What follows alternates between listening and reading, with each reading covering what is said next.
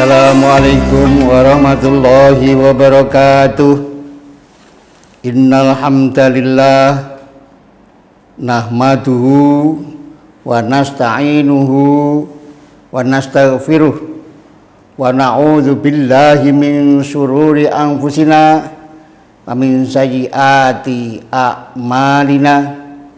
May yahdihillahu fala mudhillalah wa may yudlil fala hadiyalah.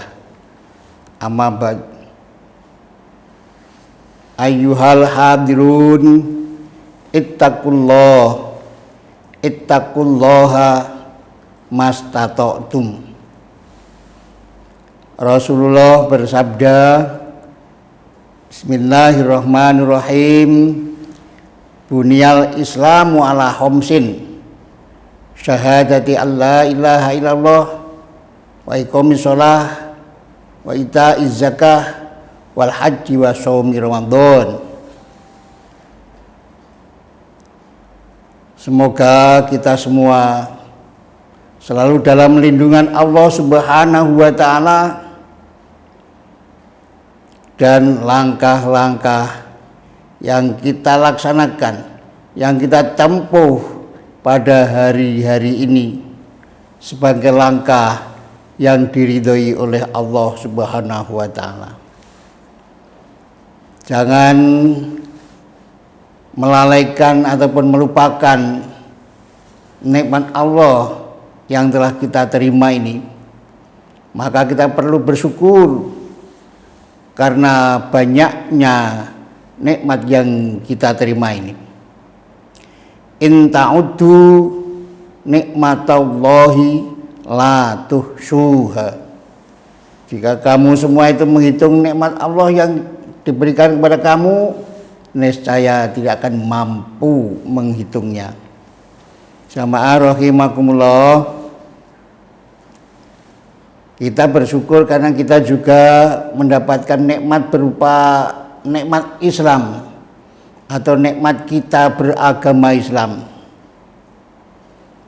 Karena itu kesempatan ini, sekalipun saya yakin dengan seyakin-yakinnya bahwa Bapak Ibu hadirin semua itu sudah tidak asing lagi dan sudah tidak henti-hentinya mengamalkan ajaran agama Islam.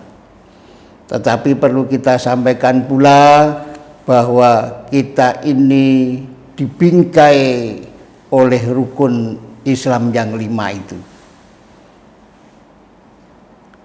Rukun Islam yang 5 itu tidak mungkin kita pisah-pisahkan satu sama lain. Akan tetapi 5 rukun Islam itu adalah merupakan kesatuan yang bulat dan utuh, yang itu harus kita genggam dan harus kita laksanakan. Yang pertama, 2 kalimah syahadat. Asyhadu an la ilaha illallah wa asyhadu anna Muhammadar Rasulullah. Saya bersaksi bahwa tiada Tuhan sesembahan selain Allah, dan saya bersaksi bahwa Nabi Muhammad adalah utusan Allah. Persaksian ini tidak cukup berhenti pada lafaz tanpa kita resapi dalam hati kita.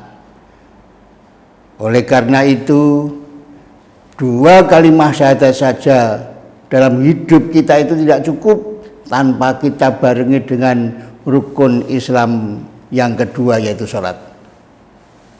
Banyak orang yang sudah membaca syahadat, tapi ternyata mereka tidak mampu melaksanakan sholat. Kalau kita tilik dari segi arti saja, bahwa kita bersaksi bahwa tidak ada sesembahan selain Allah, kita menyembah kepada Allah itu salah satu caranya dengan sholat. Bahkan sholat 5 waktu itu difardukan kepada kita, bukan hanya sekedar wajib, tetapi itu adalah fardu. Yang fardu itu saja adalah fardu ain. Siapa saja yang punya ain, yang punya mata, itu mempunyai kewajiban untuk melaksanakan sholat 5 waktu. Jika kita membaca 2 kalimat syahadat yang sudah menyaksikan atau bersaksi bahwa tidak ada sesembahan selain Allah, kok tidak sholat? Di mana letak Allah itu dalam dadanya? Tidak tampak, tidak tampak. Sehingga perlulah kita mempelajari makna rukun Islam itu. Tidak sekedar hanya ucapan, tetapi harus ada praktek dalam kehidupan. Syahadat itu prakteknya adalah sholat. Ketika kita membaca Allahu Akbar, Allah Maha Besar, maka kita meyakini bahwa sesembahan yang kita haturkan dalam 2 kalimat syahadat itu kita praktekkan dalam sholat 5 waktu terutama itu. Lebih-lebih kalau kita bisa menambah sholat-sholat nawafil yang lain. Karena itu syahadat tidak cukup, maka kita harus melaksanakan sholat. Itulah rukun Islam yang kedua. Rukun Islam yang ketiga, wa itaiz zakah, kita membayar zakat, menunaikan zakat. Kalau dalam surat Al-Maidah ayat 60 jelas bagi kita, khudz min amwalihim shadaqatan tutahhiruhum biha. Ambillah sebagian harta itu untuk sedekah, untuk pemberian sebagai pembersih dari harta itu. Oleh karena itu bagi kita yang mempunyai kelebihan dan itu sudah memenuhi syarat untuk membayar zakat, maka jangan tunda zakat itu sesuai dengan ketentuan yang berlaku. Untuk tahun ini di Kulon Progo terutama, ini MUI dan Basnas sudah sepakat bahwa kalau itu akan dibayar berupa beras, maka 2,5 kilogram minimal sudah cukup. Atau kalau kita lebihkan 2,7 itu mungkin bisa. Harga per kilo beras Rp16.000. Itu maka marilah kita membayar zakat fitrah, membayar zakat mal, mari kita tunaikan sesuai dengan ketentuan-ketentuan yang ada. Yang berikutnya sebagai rukun Islam yang keempat adalah ibadah haji. Menurut hadis itu yang keempat adalah ibadah haji. Tetapi ibadah haji ini juga memenuhi syarat.